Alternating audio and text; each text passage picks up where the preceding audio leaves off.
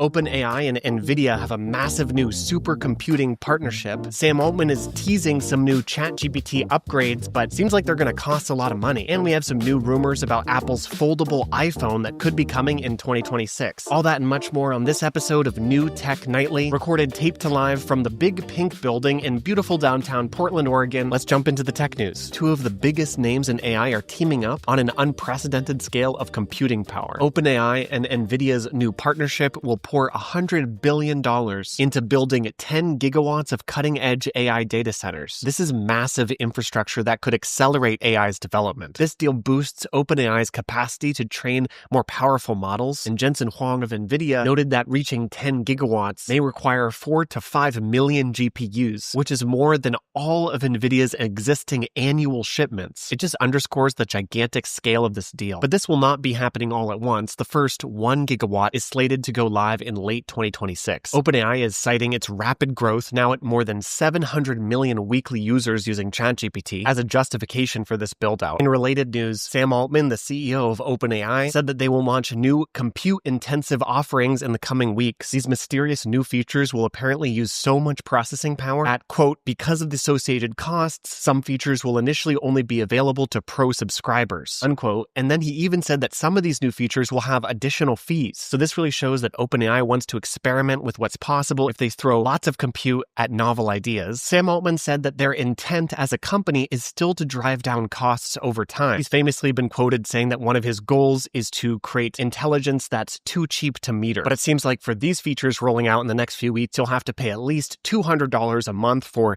the pro plan of ChatGPT. But then he also indicated that there might even be more, maybe usage-based pricing on top of that for some of these products or features. We don't really know what they're going to announce. But clearly, Sam Altman's kind of getting us ready for the sticker shock. Google's DeepMind AI team has a new frontier safety framework. Now, as AI systems approach human level and beyond, it becomes a really important question of how do we keep them safe? Well, this frontier safety framework is Google's most comprehensive blueprint yet for reining in the risks of cutting-edge AI models. It details how they want to proactively manage dangers like manipulation, rogue behavior, and even loss of control with future frontier AI. This framework even covers cases where an AI might interfere with an operator's ability to shut it down. DeepMind uses a concept they call critical capability levels, or CCLs. And so when an AI reaches a certain CCL, for example, manipulation ability or autonomous replication ability, DeepMind will then conduct a safety case review before ever having any external deployment of that model. That just means it would do a detailed analysis proving that risks can be mitigated. And notably, they're extending this practice even to internal large-scale deployments as well, acknowledging that even internally testing a dangerous model at scale can carry risk. This can all sound a little bit scary, but ultimately it's good that these frameworks are falling into place, identifying when these AI systems might get too persuasive, too autonomous, or too clever in undesirable ways. This is a sign that even those at the cutting edge take these risks very seriously. Microsoft has a new microfluidic liquid cooling technology that could be a game changer for green data centers. Because of course, to fuel AI's growth, there's powerful chips in data centers that are getting physically hotter. And Microsoft just unveiled a breakthrough solution, what they call microfluidic cooling, built directly into these computer chips. This can cool the processors up to 3 times more efficiently than today's methods. This technology could allow data centers to run far faster with far less energy, enabling more sustainable and higher performing cloud infrastructure, not just for AI, but for all type of cloud computing tasks. It's kind of cool how it works. They actually put liquid cooling veins inside the silicon. Coolant fluid is piped through microscopic veins, just a hair width in size, kind of akin to giving chips their own bloodstream. Now, the important thing is in lab tests, Microsoft's fluidic cooling removed heat up to 3% better than the best cold plate liquid coolers, which is the norm right now. And this allows chips to be cooler with less auxiliary power, making these data centers more sustainable. Also, this technology allows for denser packing of chips, and this could potentially shrink the physical footprint of data centers as well. It's pretty interesting that this is directly bio-inspired. These veins really do resemble what you might see on a leaf or in a butterfly wing. This took them a lot of tries to get it right. They had to overcome a lot of problems to get a working version of this, and this is a great example of innovation born from AI's demands, because AI is really pushing chips to their extreme, and so it's driving these radical solutions that not only can improve performance, but also sustainability. There's a rise of what we're now calling Workslop, which is a low-quality AI work that is swamping work workplaces. Because of course, there are companies that are eagerly adopting generative AI to boost productivity, but there's a new study that found that this often backfires. According to this study, employees are churning out heaps of AI-written reports, emails, and documents that look polished, but upon deeper review are shallow or just straight up wrong. It's a phenomenon that the researchers are dubbing Workslop. Of course, this low-quality AI work is wasting people's time, frustrating colleagues, and eroding trust. This could be happening because a lot of companies are pushing AI adoption, but often without any guidance. Many have issued broad directives like use AI everywhere to stay competitive, and the result is that employees feel like they must use AI, even when it's not appropriate or they don't have the expertise to vet its outputs. The researchers are urging leadership to clarify where AI helps versus where human expertise is critical, but I think it's also important to note that there's a lot of studies, especially recently, that have been published about AI, that when you look into the study, you see that it's either a very small sample size or that it's under conditions that just aren't realistic conditions you'd find in the world. There are a lot of companies that are benefiting from integrating AI into their workflows. What I've seen across a lot of these studies is that it's more important than ever to be thoughtful about the deployment of this kind of technology. It's not just as simple as, oh, this is good or this is bad. It's kind of the messy middle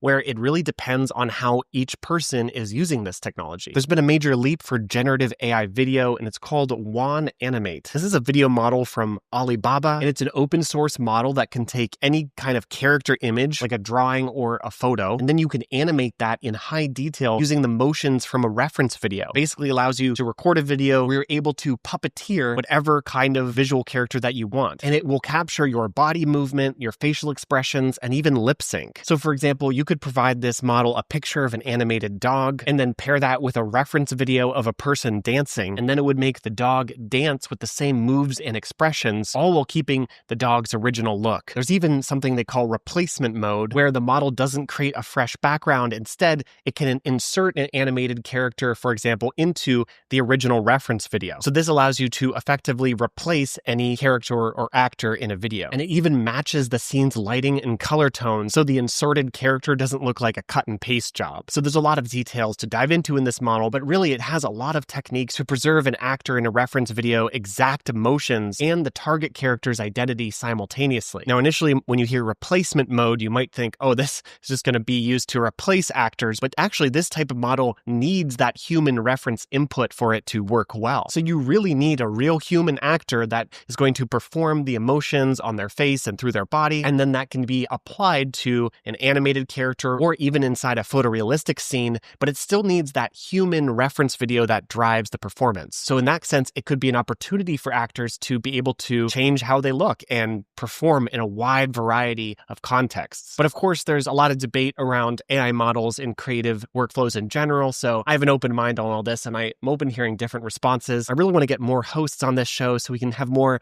of a conversational debate-like feel, but until then, it's just me. Are we going to get a foldable iPhone in 2026? Well, there's rumors that are pointing to an ultra-thin 2 iPhone Air type of design. This is after years of speculation, but it looks like that a foldable iPhone might actually be on the horizon. And if the leaks are right, you can kind of imagine 2 iPhone Airs. That's the iPhone that just got released. That's the thinnest iPhone that Apple has ever made. So imagine 2 of those side by side that would then fold together. That's what's expected in late 2026. This device could combine the portability of the iPhone with the functionality of an iPad. And of course, this would be seen as a response to Samsung's Galaxy Z Fold, and even Google has a foldable phone out in the market. But Apple is known for being fashionably late, and then often they do very well because they've really worked on refining that design and functionality. The rumor right now is that this foldable from Apple will not have Face ID. And I think a lot of people are used to Face ID on the flagship phones, so you can easily unlock your phone with just your face. But apparently for this design, they're going to have to save as much space as possible, so it'll be a fingerprint sensor integrated into the side of the phone. Of course, like the other foldable phones in the market, there's going to be a very steep price tag, and the price for this foldable iPhone is rumored to be around $2,000 or more. There's some estimates that say it could get up to as high as $2,500. That's quite a lot for a phone. Yeah, so we'll have to see how the market reacts if this phone actually does come out next year. For all the developers out there, Google is pushing AI into a more interactive real-time territory with their new Gemini Live API. This will allow for smoother voice conversations and smarter actions. This API can let developers create AI assistants that you can talk with naturally and even interrupt mid-sentence, and then it allows the autonomous use of tools